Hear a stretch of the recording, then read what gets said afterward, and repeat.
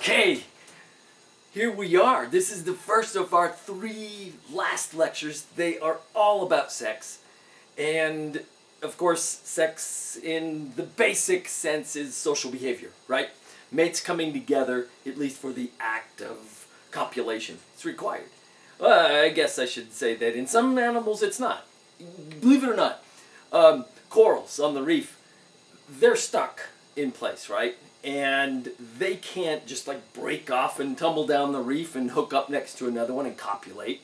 So yeah, there are animals that don't have to copulate for sexual reproduction. If you release both of your gametes into the ocean, on a schedule, of course, usually a circannual schedule, they release their gametes at a particular time, and then both gametes are there. The actual fertilization phenomenon then happens planktonically in the water. And then, of course, the larva does what it does. And in the case of corals, it's a ciliated thing that eventually settles and reestablishes the sessile lifestyle of those organisms. So we never want to completely just slosh our stereotype over all animals. But from this perspective here today, we're talking about animals that are going to have to mate and copulate, which generally is going to result in the female carrying a burden from there. So this sets the stage for the beginning of our lecture, and it's really things dealing with an overarching theory of sex differences.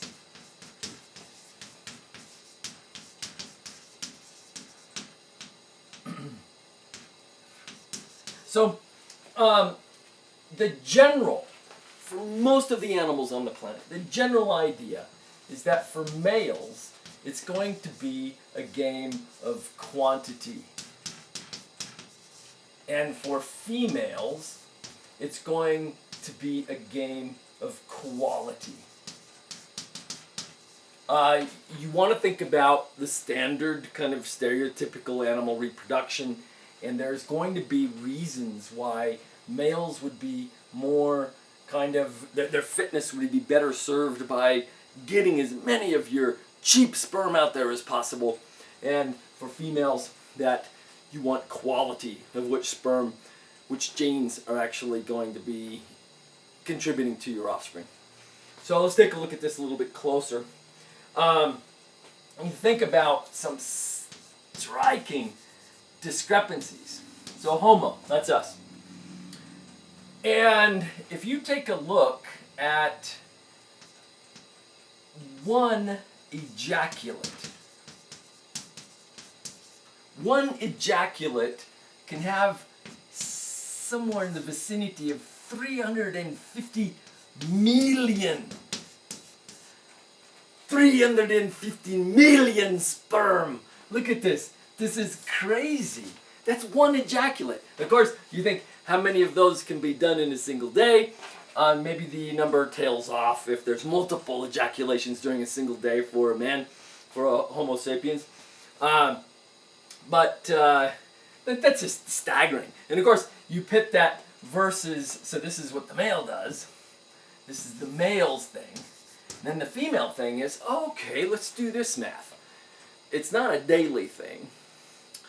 It's kind of a monthly thing, and if you think just from perspective about how many total eggs that a female Homo sapiens is going to make, I don't know, let's say 15 a year, and let's say that you go for 40 years.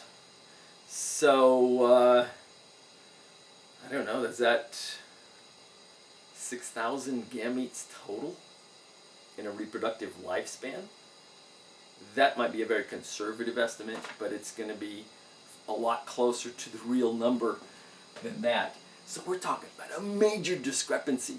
6,000 per life versus 350 million per ejaculation. How many ejaculations? Let's do that. That's some kind of a blank to the blank power, right? this is a remarkable difference. And we are examples for a lot of mammals that do it exactly this way, or in a lot of other animals that do it this way. You think of other aspects of the differential investment.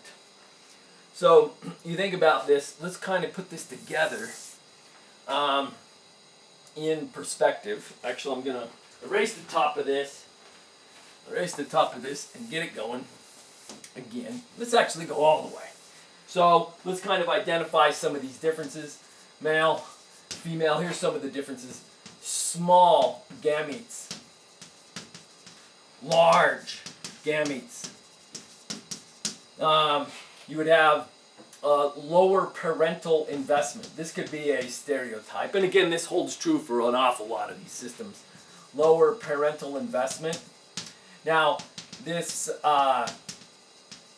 compared to that, so I guess this is higher parental investment. And let's say in general terms, oftentimes we see higher sexual activity, so levels of activity, and then lower, relatively lower. So these are some, I told you it's wrong to be basically putting a big stereotype over everything, but we really need to do so because these are the trends by far. This is the way that it is in most animal systems. Okay, so we can see that competition for mates is high.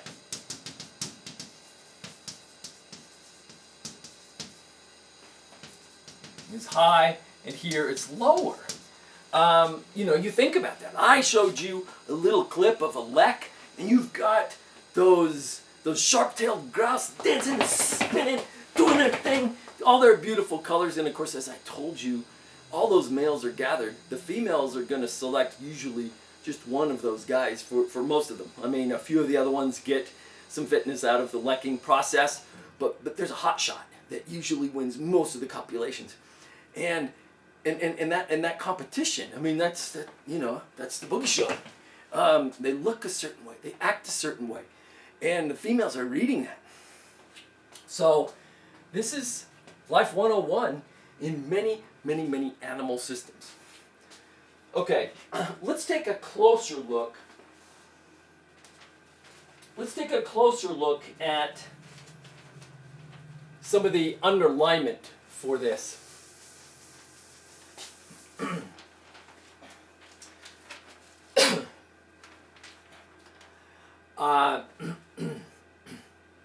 Let's.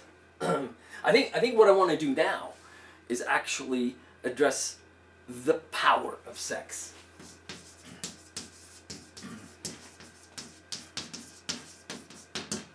The power of sex. So the first thing is we want to get some background to understand the power of sex. The background behind the power of sex is, first off, from an inherent. Let's go from the gamete perspective. So we're going to talk about genetic diversity through sex.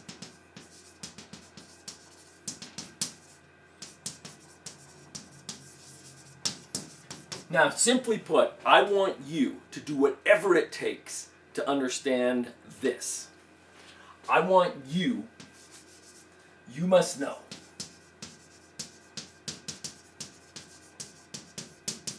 You must understand the following. It is 2 to the nth power times 2 to the nth power. Now, where you get this answer is way back in stuff that you started to sink your teeth into in Bio 1. So to get there, we're going to look first off at each of these 2 to the nth powers is coming from the process of meiosis.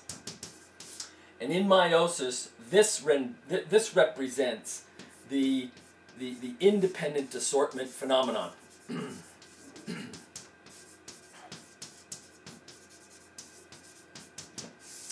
Now, diversity through sex. And that's what sex is all about. Genetic diversity. Genetic diversity. It's amazing. All right. So I'll see you in a few because we got to do a little chalkboard for independent assortment.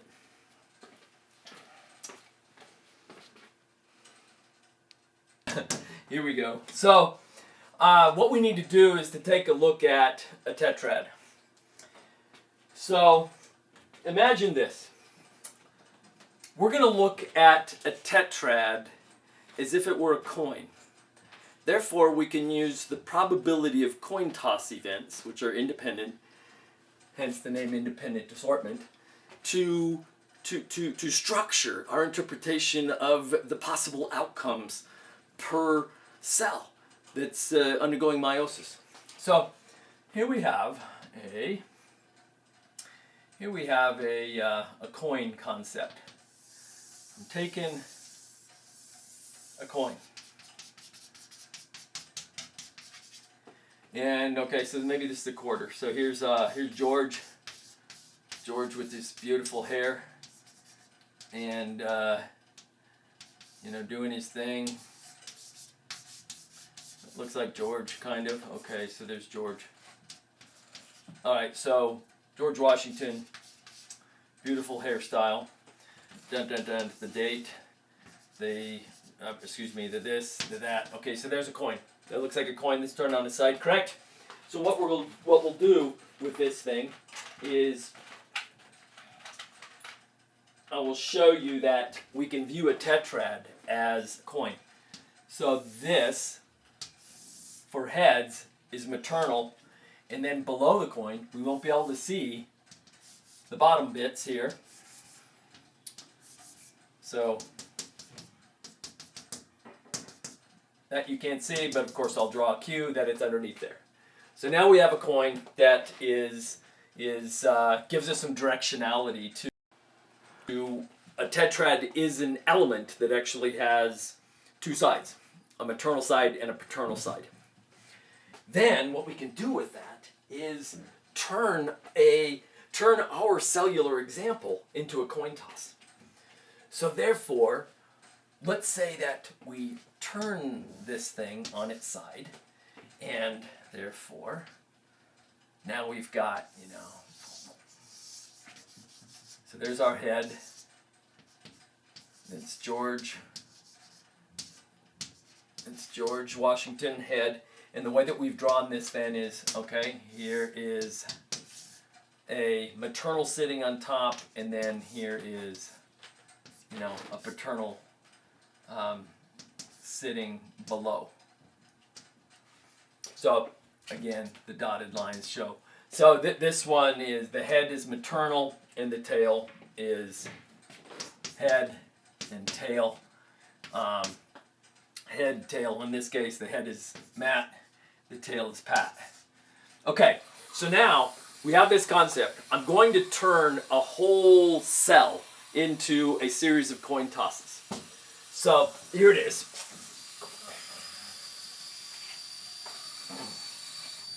What we're going to do is do a quarter equals our long chromosome, and a nickel is going to equal to our medium, and a dime is going to equal to our short. And then, therefore, we can take a look at the possible combinations. So 3 coins, and let's toss them. And here's your possible combinations.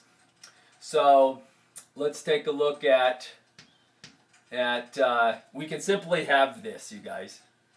If we do this, we can have, so let's see, here's quarter, here's nickel, here's dime. We can simply have these combinations for the one that we see. We can have head, head, head, head, head, tail. Let's just squeeze the tails in here so I don't have to keep going back to this. Then we can have the combinations with 2 possibilities of tails.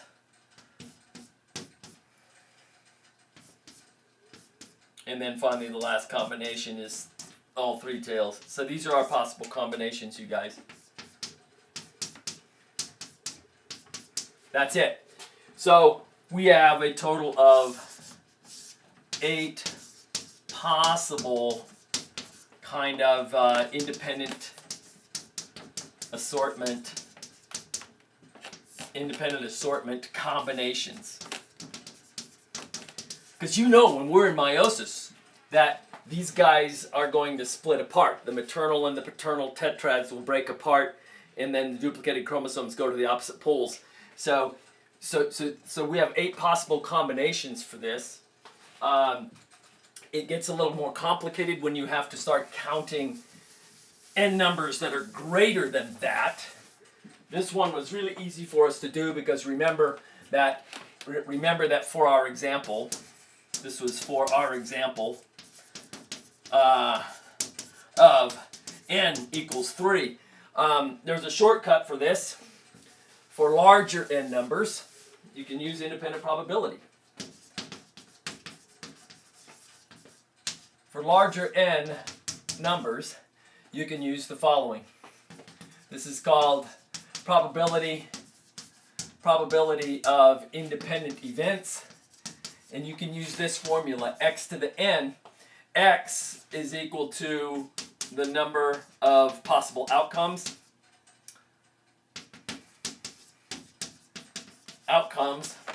N is equal to the number of events. So I said outcomes per event. So in a coin toss, or in a tetrad, that lines up on in independent assortment, this is equal to 2. N is what we have. So let's check our example. So we'll check our example with the formula here. X to the n equals 2 to the 3rd power, which equals 8. Boom! That's what we saw. 1, 2, 3, 4, 5, 6, 7, 8. Starting with head, head, head, ending with tail, tail, tail. Brilliant. Now, what we want to do is take a look at how ridiculous that this gets, how awesome that it gets. Check you out. Homo sapiens, n equals 23. Punch this in. Punch 2 to the 23rd power in, and you're going to get approximately 8.3 million. That's how many different combinations of maternal and paternal chromosomes that your gonads can make as Homo sapiens. Wow! 8.3 million. That's spectacular.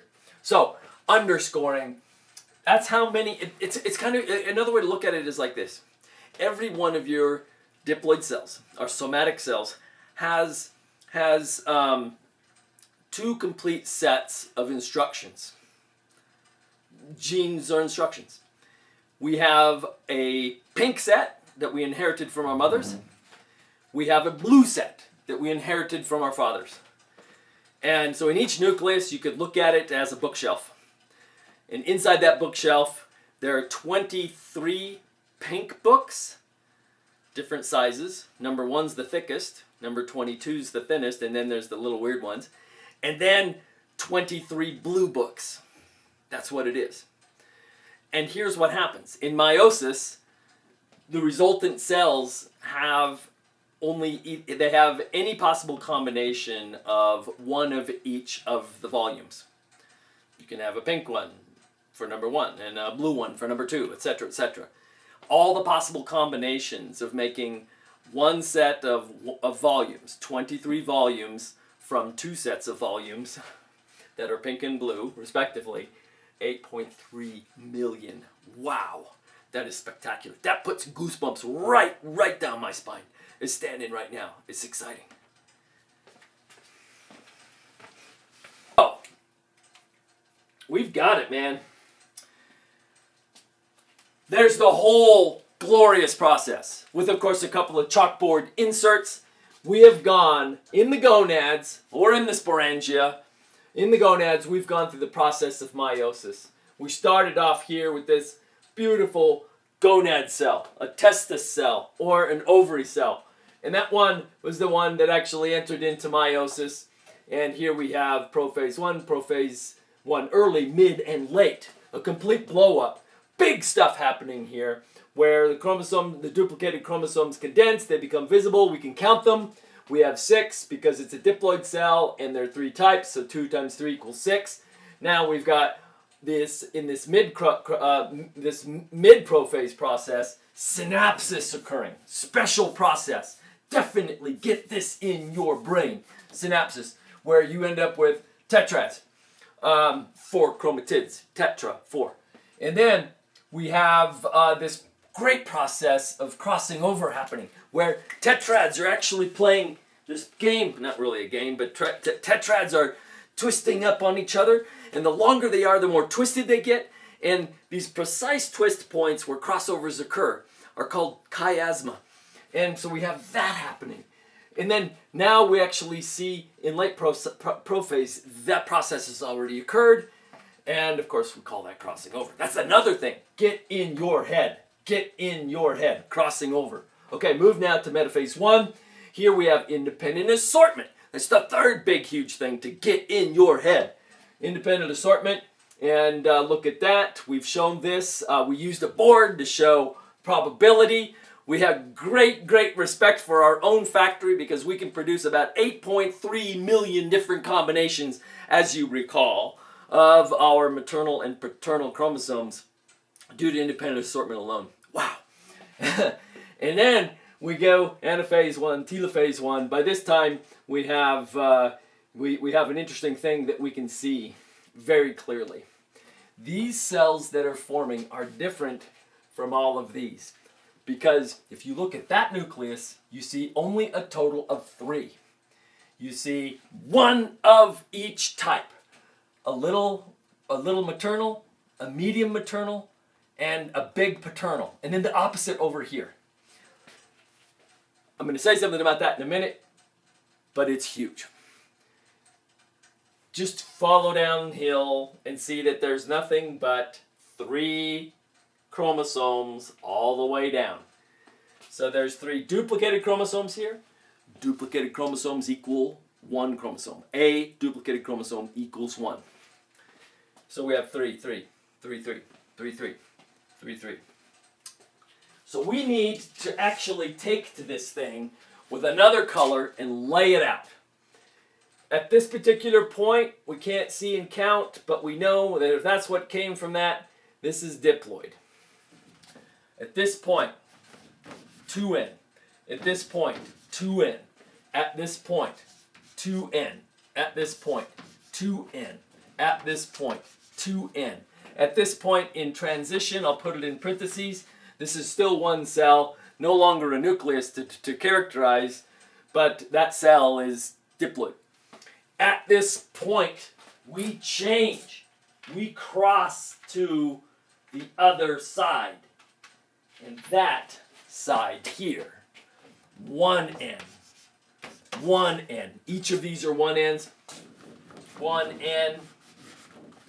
1N, then 1N, 1N, everything's 1N from here on out.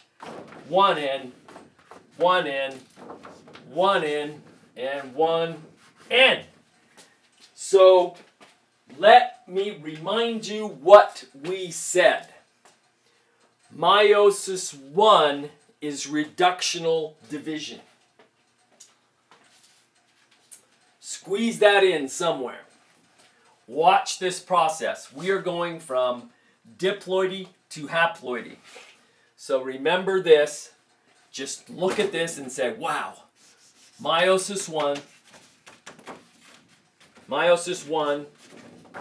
is reductional division.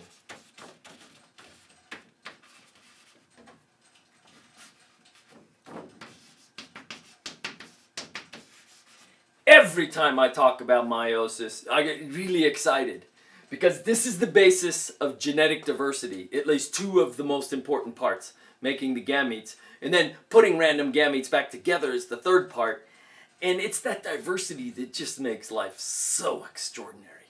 Can you imagine if we all looked the same? I mean, our lives are purely motivated by the diversity of other humans around us. That's what motivates our lives. We spend most of our lives trying to find a mate. We're social. We have friendships. We're not just equally friends of everybody. We are attracted. and appreciative of the way that others around us look, and all of that, the way they look, and then the way they act, and the way they smell, and how tall they are, all those variables are in this factory. So you got to go right back up here, boom, boom, testes, ovaries, special places. Close your eyes and celebrate your gonads right now. Just say, oh man, that is the stuff. Okay. So, we're going to take these now on that theme and show how when they become gametes, the rest of that story is told. And we are then right on the stage to plunge into inheritance.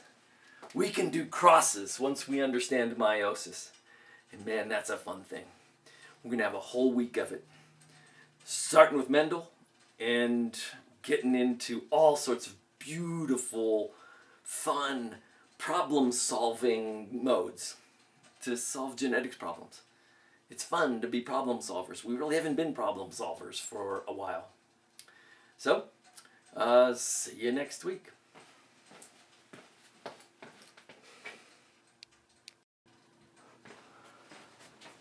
Our final say in meiosis brings us right back to the power of sex. So our third mechanism of genetic diversity through sex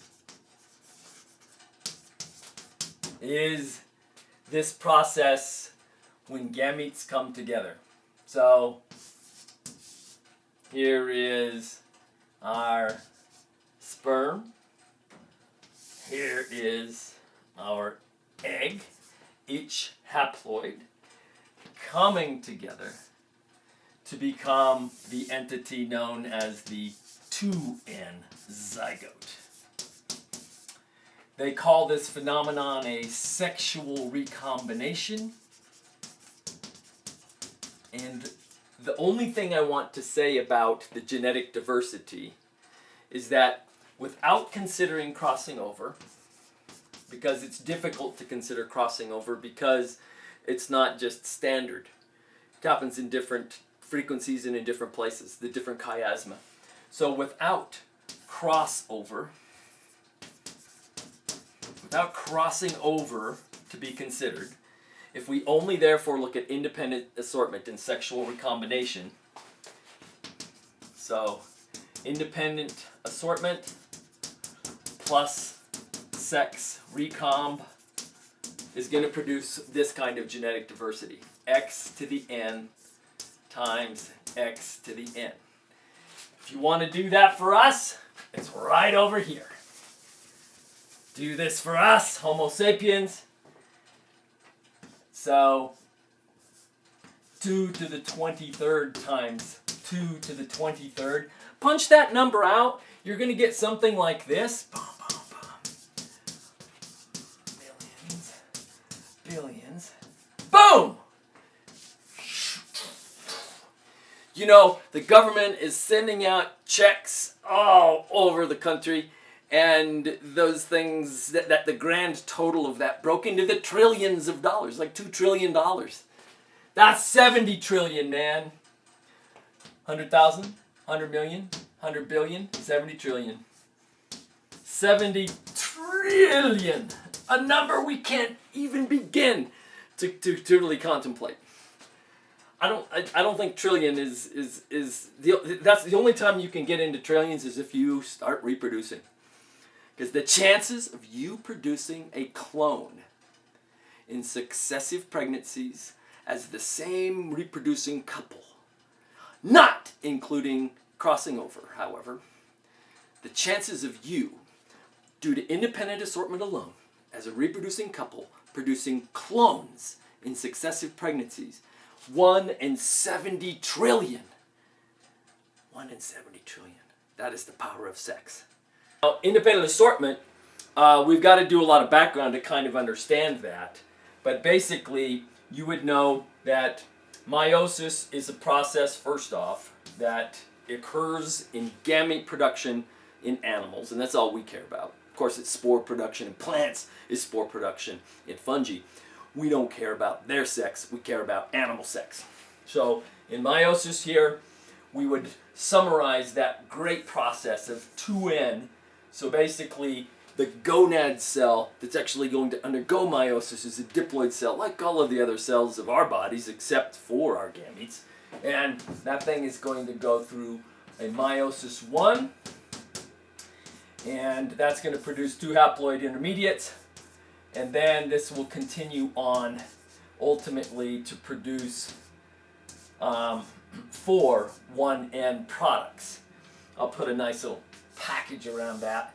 This is review. You guys are in a 3000 level course. You've had this before, but I'm going to really expect you to have an understanding of it. I'm even going to provide you with a Bio 1 lecture for my class that completely gets into the nuts and bolts of meiosis. And you might take a look at that if you are rusty on this concept. So I guess we should identify here, of course, a couple of scenarios. If this was a male, all of these little things could develop into spermatozoans, and I'm trying to draw that with blue for male and a tail for the flagellum. And that's a story for the start of our differential investment. That's how it works for males. Well, what happens in females is one of them is big and the other ones eventually die. So this is female, this is male, and this process of going through and dividing up your cytoplasm in different ways between the sexes is that these eggs, they're going to provide everything for this early developing offspring. You might remember that after the sexual fusion event, we make a zygote. And then that zygote's going to undergo mitotic growth because that's how you become multicellular. And lots of this mitotic growth does not involve any increase in the overall size of the developing embryo. You know, we call it an embryo technically after the first mitotic division. So we have zygote, boom, and then we have a 2-cell embryo. And that goes and goes and goes and goes. And at some point we have names for the embryos. We call a blastula is one of the stages. That is basically a whole bunch of cells that has a cavity on the inside called the blastocele. And then we keep going, and you end up ultimately in a complete organism like us, one with a complete gut, of having a gastrulation process. And then, of course, the embryo that actually has a little tube that's eventually going to become its digestive tract is the gastrula, another embryonic stage. So, but the point that I'm trying to make, and I'm going to do it now, the point that I'm trying to make is that this big pink kind of egg cell that then's fertilized to become the zygote provides everything for that early embryo.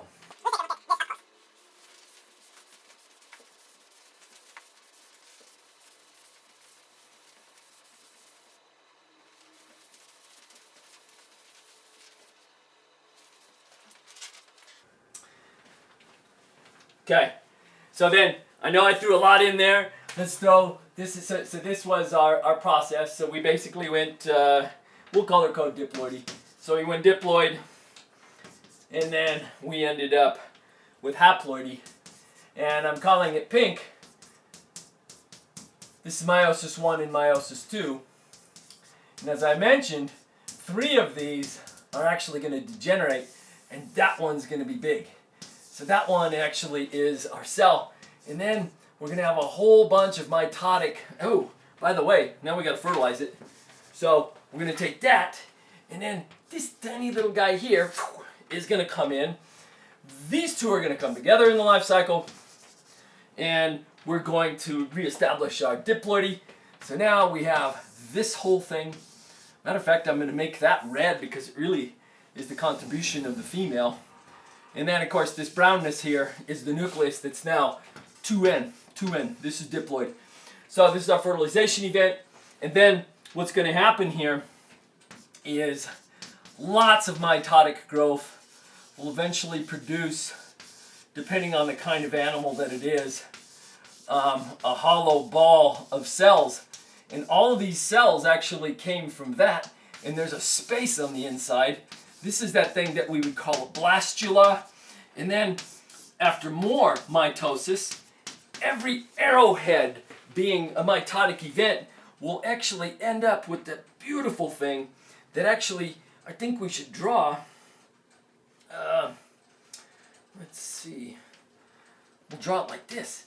So you have this beautiful thing that's kind of stretched out like this, and of course these are cells. This is now a very small, beautiful cells that are developing into an outer germ layer that we would call the ectoderm, and then there would be cells coming off of that have formed an inner tube inside of this thing, and you can see that this is going to be the gut of the organism.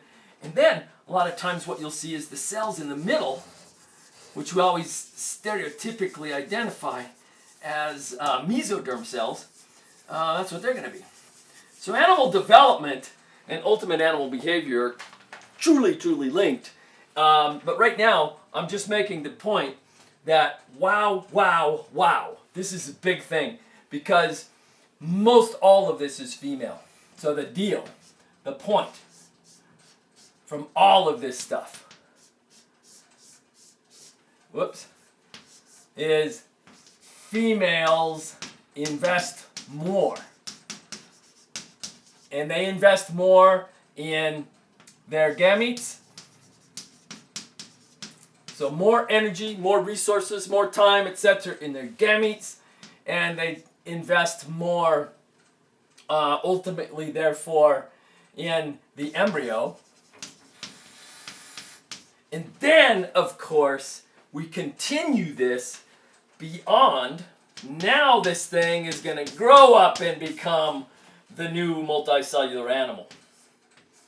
And a lot of times in animals, there's going to be a phase where we use words like pregnant. We use words like behavioral aspects of raising offspring. Think of incubating eggs.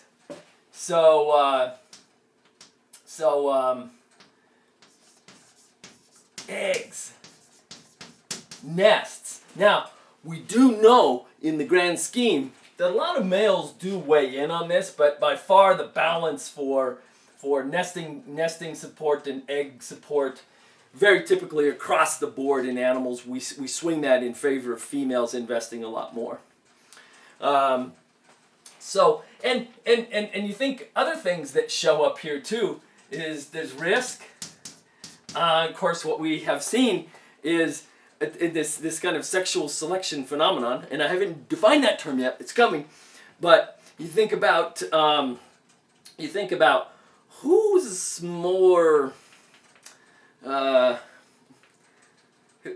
important, and how many systems do you see females being cryptic and blended in, all camouflaged in their environment? We're talking about both terrestrial and aquatic environments. And then how many times do you see the big flash, the big, bold phenotypes being associated with maleness? So that is also reflective, actually, of an evolutionary phenomenon that exploits the differential investment. A female's a lot more important. It's biological feminism 101. In general, females are more important, period. Get used to it. So that's good stuff. Very, very good stuff. Oh, I'm going to name this for you because we actually did a little bit of developmental biology. This guy here is what we call the gastrula. And this would be the gastrula, of course, of an organism that does have a complete digestive tract. If you ever venture into an invertebrate zoology class, you're going to spend a lot of time dealing with animals that don't even have a complete tract. Flatworms, cnidarians, such corals, hydra, those kinds of things. They only have one opening. But of course, most animals do have a complete opening, and this actually is kind of a generalized snapshot of what happens. The important point is that this is the same size as this, but this is hundreds of cells. And this is one cell, and that came from the female. That's all female.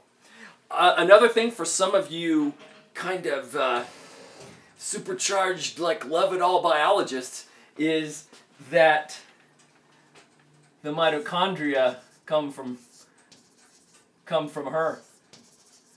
And now, of course, there are a few mitochondria here, actually quite a few. Those mitochondria are power plants to drive this flagellum.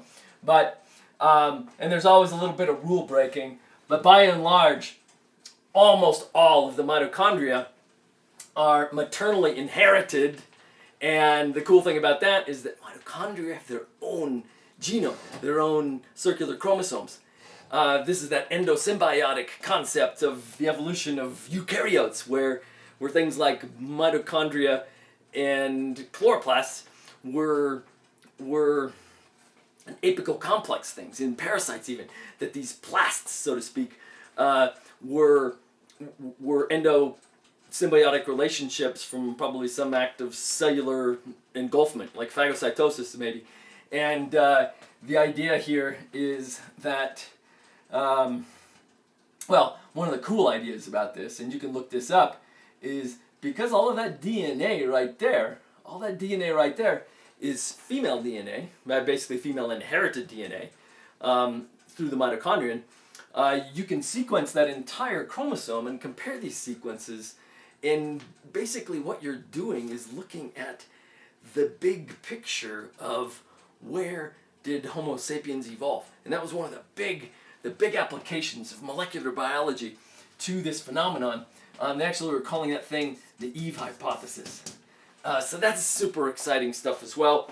I'm going to get back, however, to what we're trying to do, which is to define carefully and clearly differential investment of the sexes, and that differential investment to the sexes is going to manifest itself in different behaviors and then different phenotypes that go with behaviors. Bright colors, bright designs. Look at that sharp-tailed grouse. Look at that sage grouse. Beautiful. Okay, so moving on to the next part. Let's do it.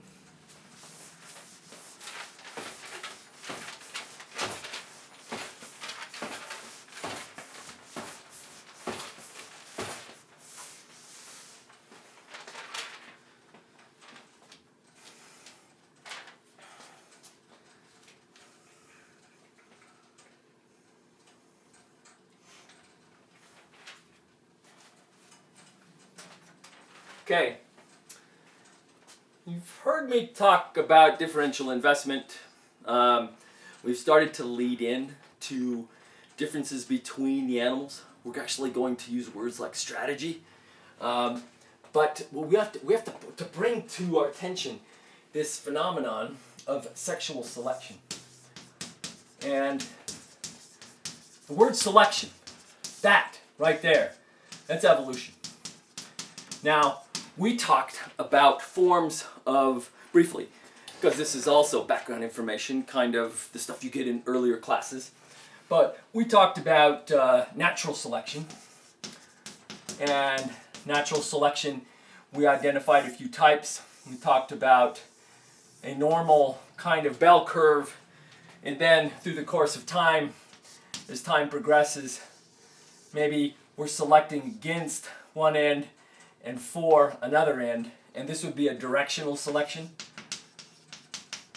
You guys might be familiar with the others too. You would have a nice bell curve here originally, and then through evolutionary time, if you select against these guys, you can end up with, and that one is pretty cool because if it keeps going, that's a speciation mechanism. So this is a disruptive. And then, of course, the other part of natural selection would be a selection where the extremes are selected against, favoring the typical one. And this one we would have called a stabilizing selection. So these are classic models of selection, and what we see is that this directional selection is what manifests itself in sexual selection. And this is basically, therefore,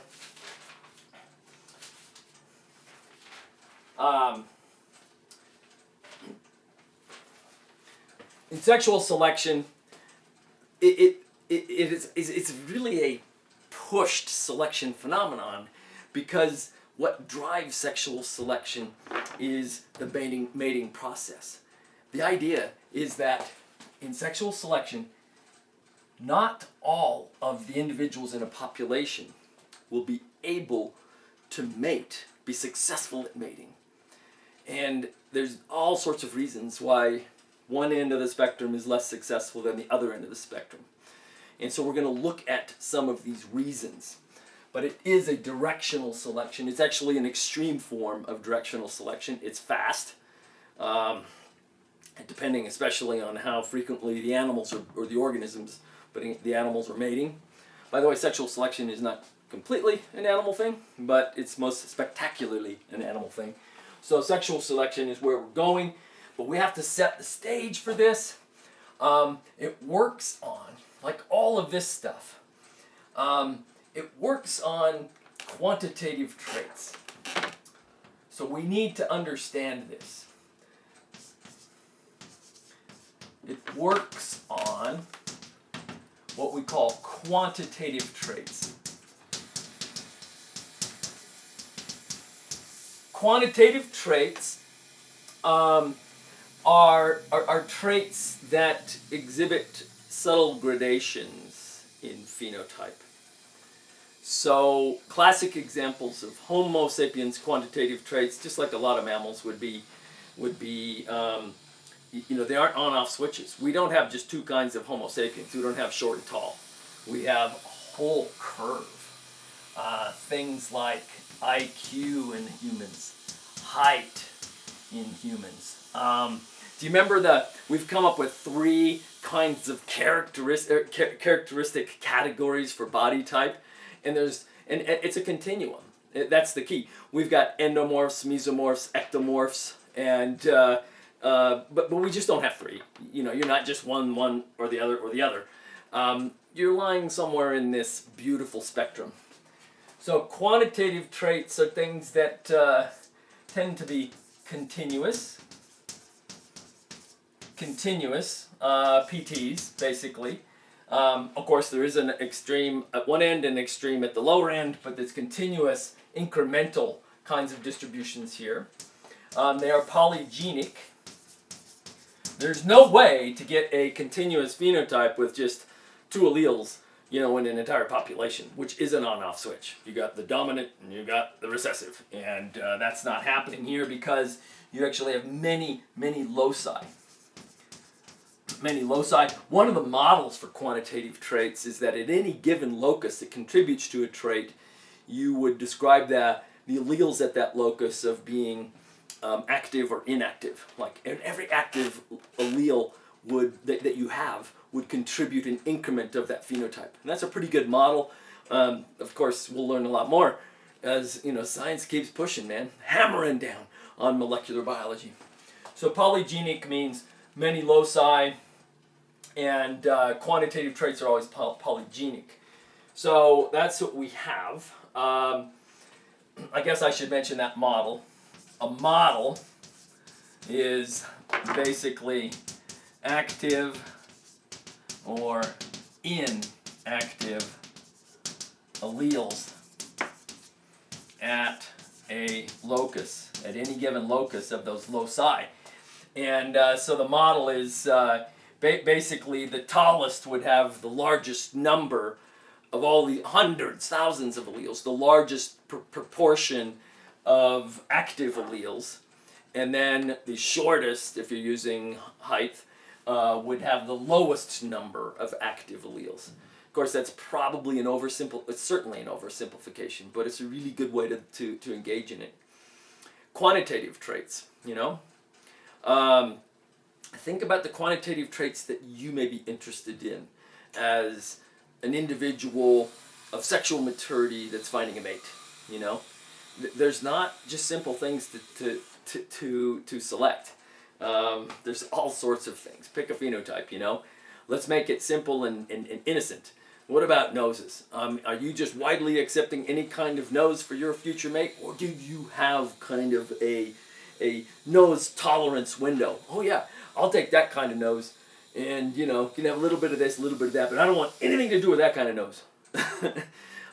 Anyway, of course, the other part is future vision for selecting mates for phenotypes, because when I had a little bit of hair when I was out there, you know, and that's how I don't know if my wife of now, who actually knew me when I had hair, may have thought my hair was great anyway, but I'm sure that as the cards played out, that probably the hair on my head was a more attractive presentation than this. Maybe not, however, though, because you know, I think she's awesome, she thinks I'm awesome, and checked all the boxes. Anyway, quantitative traits, IQ, height, etc., etc., etc., etc. Of course, for me, strength, you know, and I already told you, I told every one of you that I would whip your ass if we were on campus. That's what I told you, and that's because I'm strong. So that's what we have. Quantitative traits. Sexual selection operates on quantitative traits, and sexual selection is a change in the genetic composition of populations, and therefore the phenotypic composition of populations through time, based on differential success of mating related to these traits. Wow, that is huge and beautiful. We're actually going to bust into some of this sexual selection stuff from an experimental perspective and look at some of the sectors that this type of work is done. Okay, excellent, excellent stuff.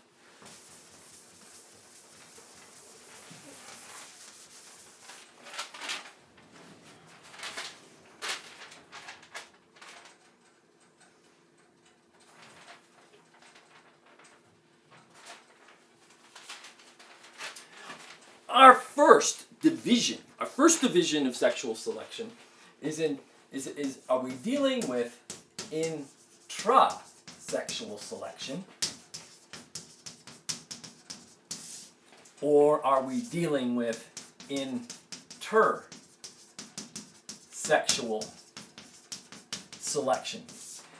These are going to just ring like bells as soon as I start talking about them in your head. You all know this stuff. Intrasexual competition is most commonly demonstrated in animals as male-male competition. Of course, right now, the first thing that came to my mind was elephant seals.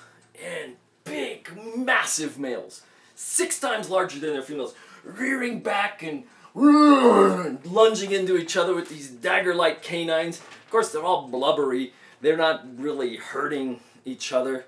It's just a contest. And the winner is the one that becomes the beach master. It's the one that gets that beach. And of course, the females select beaches. And if they select the beach, they have selected the beach master to be the father of their offspring. It's as simple as that. So that is a classic example of male-male competition. Intersexual selection, we call this mate choice. We do this. So, male-male competition, mate choice, of course that's a term, it deserves it. And here we actually have, usually, females selecting males. So the choosers, although it is a two-way street, but the main driving force across the body of the animal kingdom is that females tend to be more choosy. But we also want to indicate that males are mate choosers too. And of course, we exhibit kind of a bidirectional mate choice phenomenon. Males have choices, females have choices, so we tend to see that in a lot of animal systems, but sometimes it's just all about female choice. All right, so there is our business.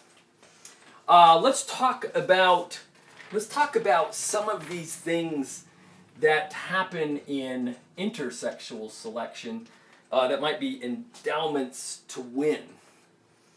A lot of times in mate choice, we have endowments to basically win the choice. And here you might have secondary sex characteristics.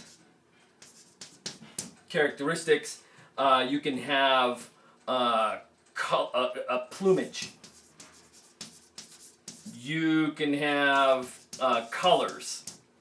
You can have ornaments.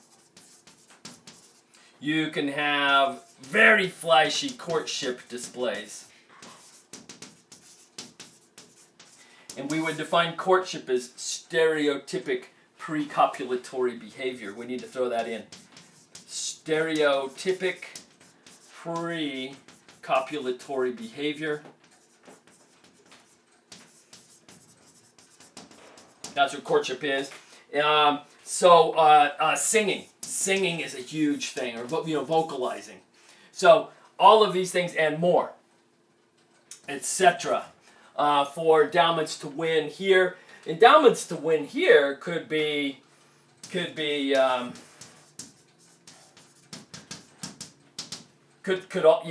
size, strength, age. Age is an endowment in many systems. There are a lot of animals that have no chance of mating unless they survive to be double-digit age. Wow.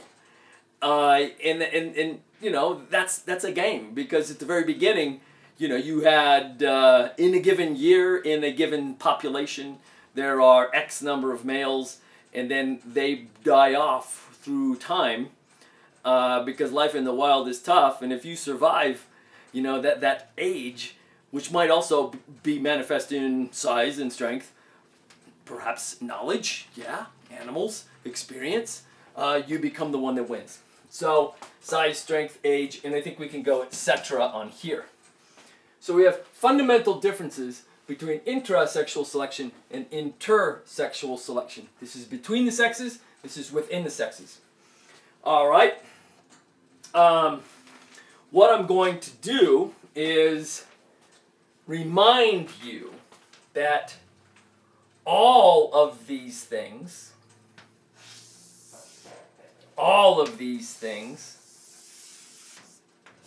are quantitative traits. And that, of course, means that from an inheritance perspective, it's polygenic inheritance. There's not a single locus that says you're sexy, you're not. Homozygous dominant, sexy. Homozygous recessive, not. It doesn't work that way. We're talking about many, many beautifully complicated genetic aspects. All right.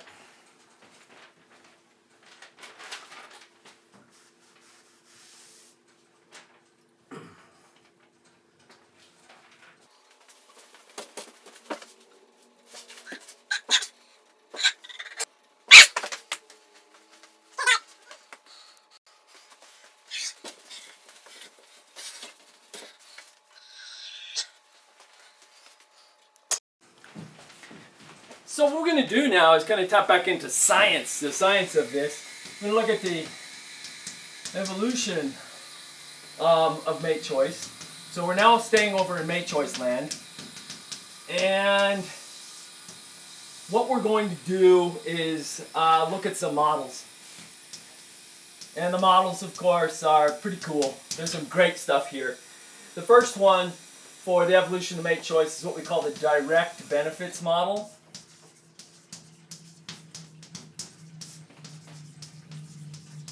And in the direct benefits model, females choose mates that provide them with resources beyond sperm. So females provide,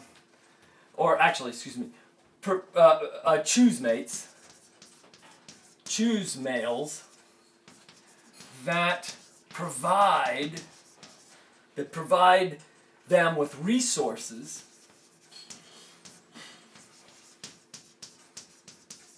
beyond sperm. It's my crib. I got a good crib. It's a good place. So that's a resource beyond sperm. That's an example, direct benefits model. A lot of times these things are quite spectacular. One of the great examples would be a category of giving called nuptial gifts. And this is quite common in a lot of insects and other arthropods like spiders. So in a nuptial gift, the male will show up to court a female with a captured prey item that's often wrapped in even silk. So here he shows up and he's going to start to do his thing. And you have this. This is a gift. It's nutritive. You'll enjoy it while I copulate with you. That's really how it works.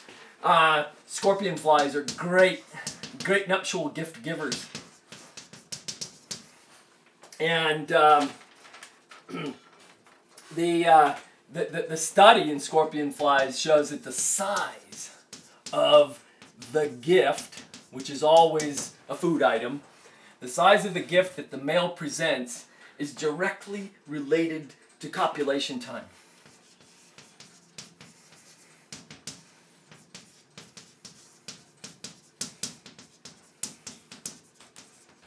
That is very, very cool. So that's a direct benefits model there. Continuing on with this study, large gifts are related to increases in female survival, more nutrient, right? And they're also related to increases in the number of eggs laid. Wow. So that's a great story. Nuptial gift. And it's not only just a few animals that do this. There's quite a few examples of nuptial gifting in the animal sex world. Very neat. Our next one is going to take a whole board, maybe more. So let's get that.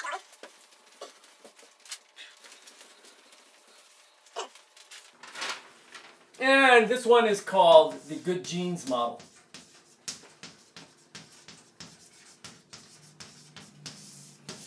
Okay, so here the idea is that the females are favored to choose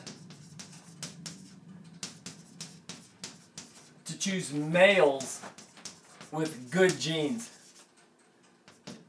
Good. Man, I'm running out of white. Good genes.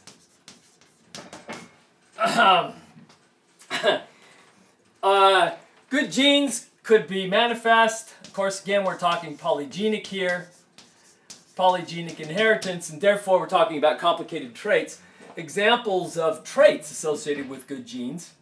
So good gene traits could be foraging skill. Good traits could be in terms of predator avoidance. Maybe in those redstarts, those birds, that are down there on the beach.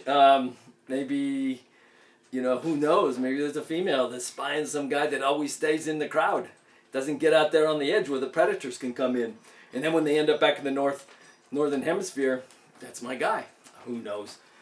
Anyway, these are really, really cool things to contemplate: foraging skill and predator avoidance. This one's a little bit weird. I'm going to give a very nice example that's highly relevant to us. Pronghorns. These are spectacular animals, and these are our animals. They have been here. No reintroductions necessary. These are high plains inhabiting pronghorn animals. I guess technically speaking, it depends on how far back you go. But anyway, pronghorns are glorious, glorious animals, and they have an interesting system. What we're going to see is that their mating system is called harem polygyny. Now, if you watched the video showcase, and I want you to watch it if you haven't, if you watch the animal behavior video showcase, this thing with social behavior, about 2/3 of the way through, there's a little section on elk.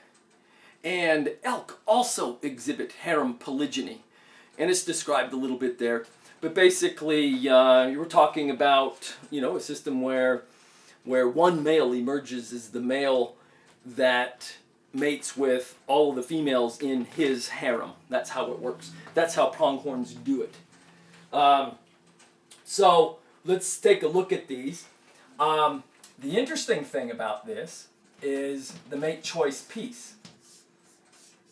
I alluded when I was talking about the elephant seals that the females are choosing a beach and the harem master there.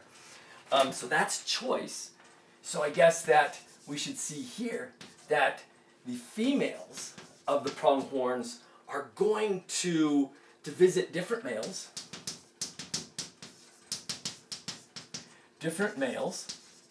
and basically, and their harems. So they're going to go harem shopping. And the selection is going to be based on the male's ability to defend his harem. So the hard science, the numbers show that the selection by the female is then based on the male's ability to defend his harem. And here's the really crazy stuff. Now, I want you to first imagine yourself as the grad student or group of grad students or professor or whatever that's actually charged with doing this research. This is your project. And now you're going to do long-term studies because that's what you have to do. You have to look at fitness, survival, etc., etc. And this is a great kind of big piece of work. A lot of the very best pieces of behavioral ecology and animal behavior require long periods of time to get that body of work together and out. It's one of the great kind of imbalances in different fields of science. Sometimes a behaviorist can work 4, 5, 6, up to 10 years or longer to kind of get a really definitive piece of work out in the literature, whereas people that work on the bench, for instance, kind of in the biochemistry realm or perhaps the molecular biology realm, a lot of their answers are a lot closer, especially with the speed with which we are doing molecular biology these days. So, if you're going into a career in science, there are just so many different ways to get that payoff. And sometimes in animal behavior, that payoff is a lot longer in coming. But oh boy, is it worth it. It certainly is worth it.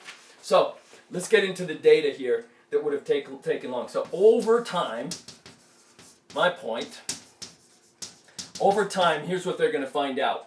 They're going to find out that the attractive males,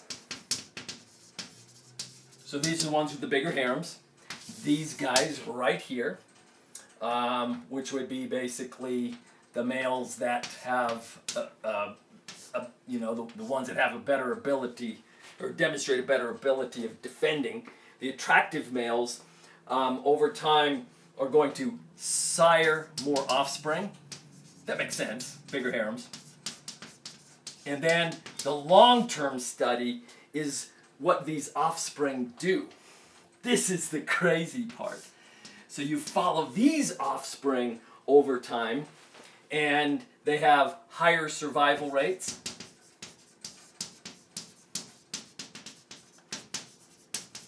And they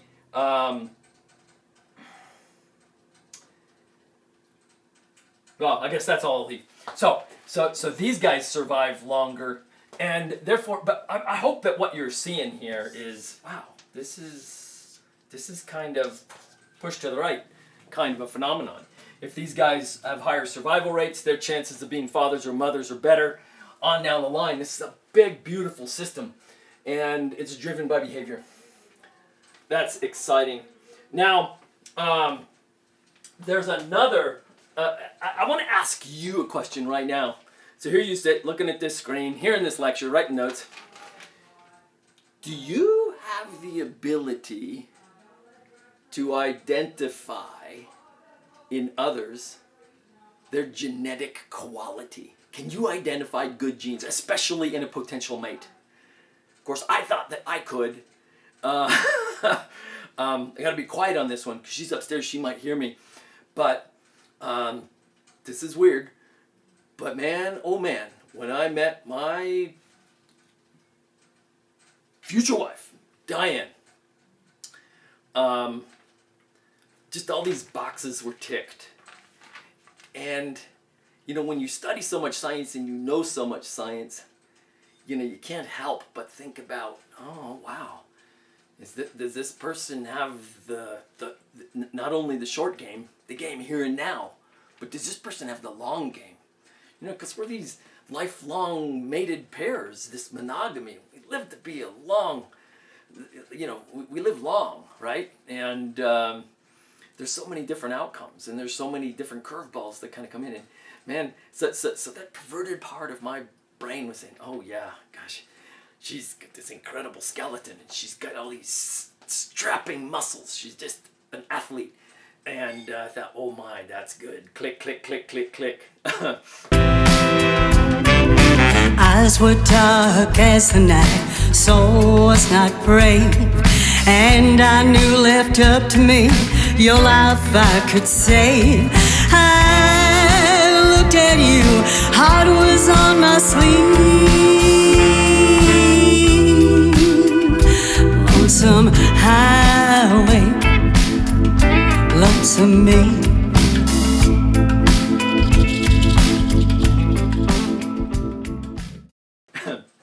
And so I suppose that I guess I thought I could see in her somebody who could really, really stay strong and healthy and fight off pathogens. I really felt like I could assess the genes, and I wasn't even thinking about reproducing at the time. So I wasn't trying to find good genes to pass on down. I was just finding a good mate with the genetic endowment for a long, beautiful life. I mean, that's maybe kind of pathetic, but on the other side, it's not. It's very evolutionary, and it's also very, very scientist. You know, you guys are knowing things now that you didn't know before, and it's possible that certain parts of this class could have a much bigger impact on how you see the world than anything else. It's cool stuff. Anyway, sorry about that. Getting back to the topic. You're gonna like this one.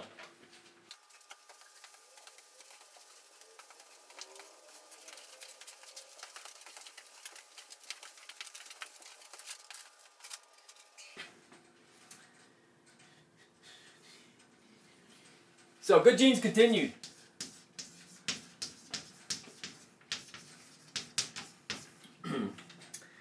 There's one model out there. It's called Hamilton-Zook hypothesis.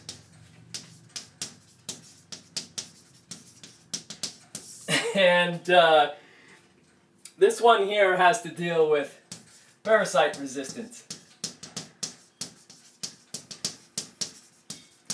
So the idea is that body coloration indicates, I guess I could say quotations, health, which basically indicates good genes. So selecting a colorful mate is selecting a mate that will be more resistant to the burdens of parasites in animals. Boom, that is, name an animal that doesn't have a parasite, I'd be completely blown away. Parasites are a way of life. So, their hypothesis actually is kind of convoluted, and it says that bright showiness indicates a male's ability to avoid or resist parasites.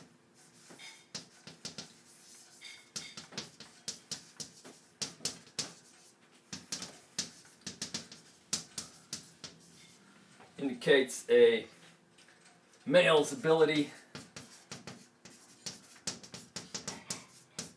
to avoid or resist parasites. That's the Hamilton-Zook hypothesis, and that's another example, therefore, of good genes. The next one for us in Good Genes Continued. My goodness, I'm running out of white chalk. Here's a couple more. The next one, the final example that I'm going to present here, is symmetry. So, symmetry, what I'm talking about is, of course, that is bilateral symmetry. So we're bilaterally symmetrical, and we've got this plane of symmetry, and there's been a lot of fascinating research on relationships between symmetry, left versus right, and reproductive success.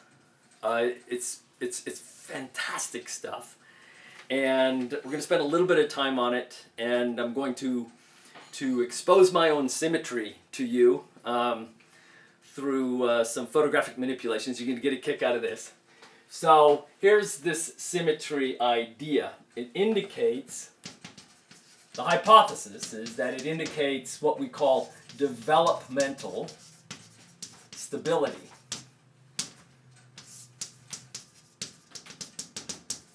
Developmental stability, and this is how well, therefore, an organism handles the changing environments as it matures. It's a measure of how well an animal handles, like the changes of development, so the changing environment of development. So you could think of these things being manifest way back into pregnancy, for instance, and perhaps there's some curveballs thrown nutritionally or other challenges in pregnancy. That if the animal weathers those storms and comes out symmetrical, wow, that's a good thing. And a lot of times they might not. And and I don't know if anybody in this former lecture room, now a collective bunch of isolated computers all over the place, or phones, your class, I don't know if anybody's perfectly symmetrical. I never really thought too much about my own symmetry until this morning. So, you can see how symmetrical that you are by conducting a beautiful little experiment with modern technology.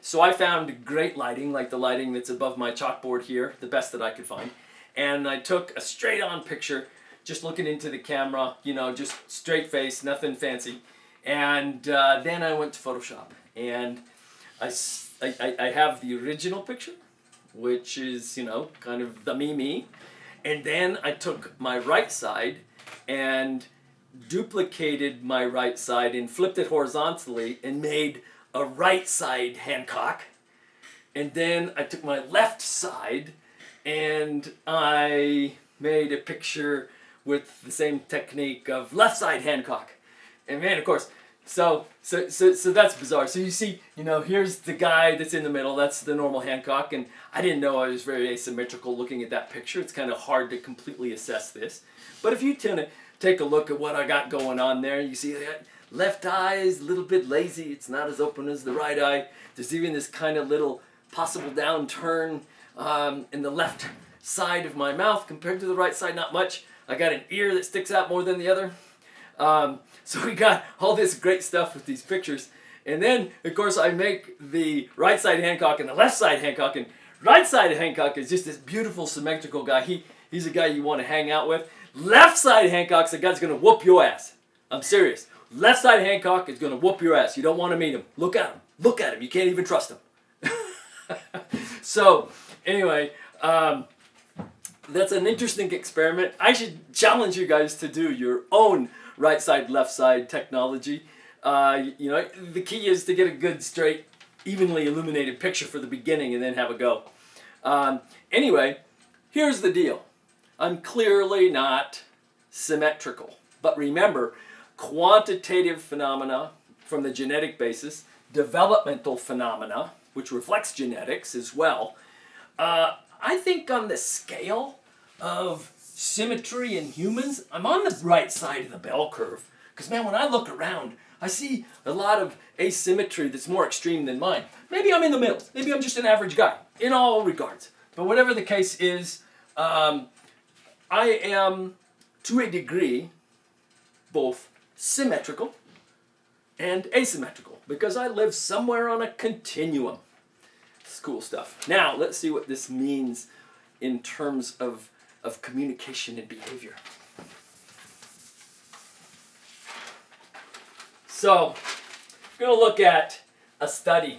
There's a lot of studies like this. And we're talking about humans. And here's the study.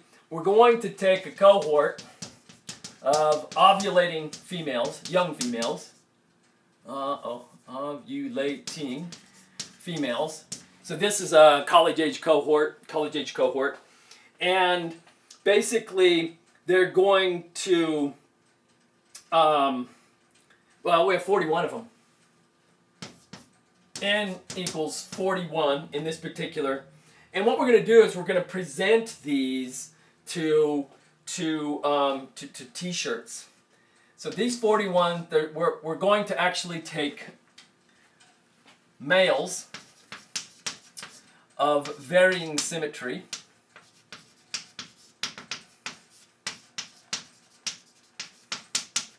And what we're going to do with these males is they're going to wear t-shirts for 2 days.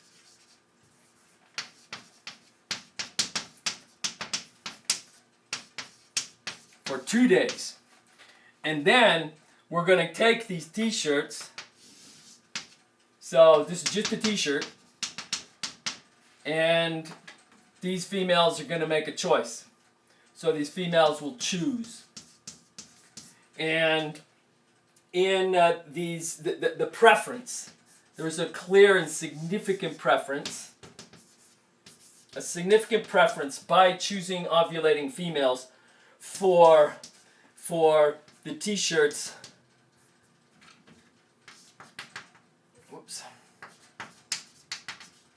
The t-shirts of symmetrical males, of the more symmetrical males. Yeah. So I'm going to take those pictures and show them to my wife and see which one she likes the best. Remember though, left face Hancock, you know, that guy, he can whoop your ass.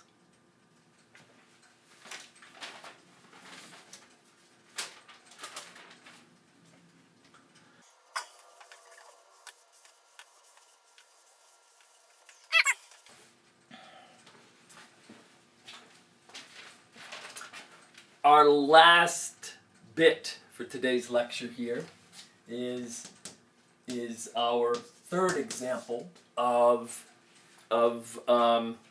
mate choice. These theories of mate choice, and these models of mate choice. And this one is called the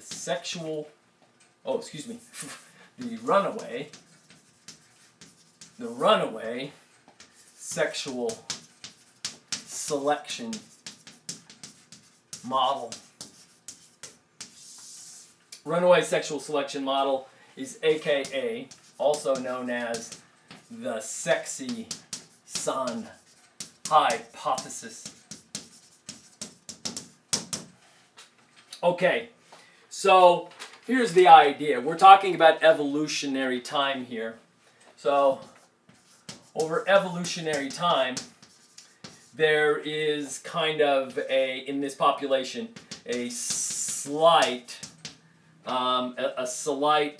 adaptive dimorphism.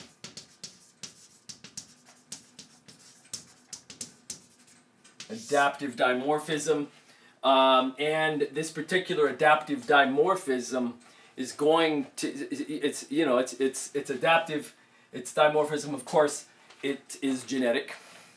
Longer plumage, more colorful plumage, bigger horns, just these polygenic traits that over time are manifest as adaptive dimorphisms. So this is the troubling part of this. The key here is for us to understand what a dimorphism is. So the idea is that in the perfect basal state, that there's not a dimorphism, and males and females look exactly the same, act exactly, etc. And that's a theoretical endpoint. And the dimorphism is this. In this case, it's a sexual dimorphism, and that means that the different sexes have different appearances. By the way, there's another word of morphism that we call polymorphism, and you could see polymorphism in the eusocial systems of the workers. If you see the video showcase and you look at the leafcutter ants and then lastly the weaver ants, there's several different, they're polymorphic. There's several different castes of weaver ants, and they all are different sizes and have different features and different behaviors. So there's behavioral polymorphism, and they actually call that in social biology as a behavior or as a polyethism. Polyethism, many behaviors.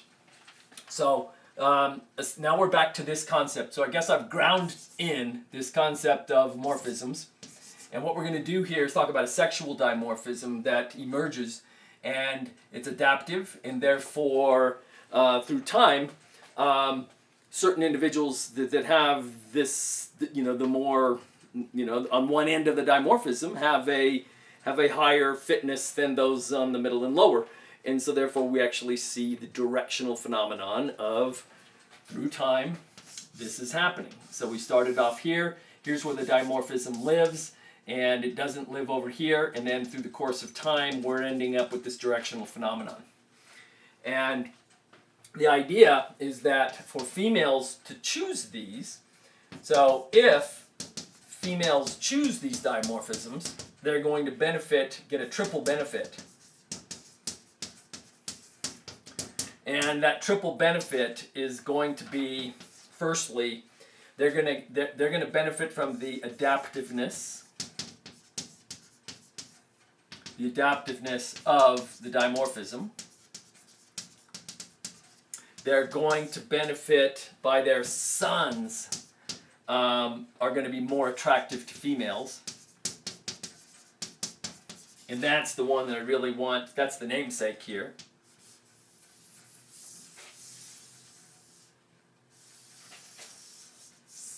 There's that. And then their daughters will select mates with it.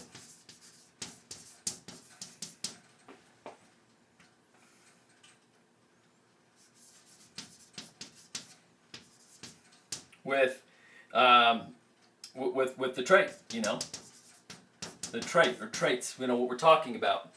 So that is the idea of this process. The reason that they call it runaway is that it's fast and extreme.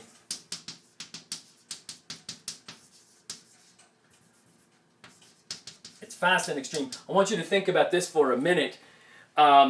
Think about some of the most extraordinary dimorphisms that you've seen. If you look at the video showcase and you see the gobblers, these guys have got their plumage out and they're just looking so proud and so sophisticated and so accomplished, and they've got their feathers out and they're doing their thing and they're gobbling. That is a weird looking bird. It's a bird that stands out. It's a bird that may not be nearly as agile as their female counterparts. It's a bird that probably could be easily predated upon compared to the females.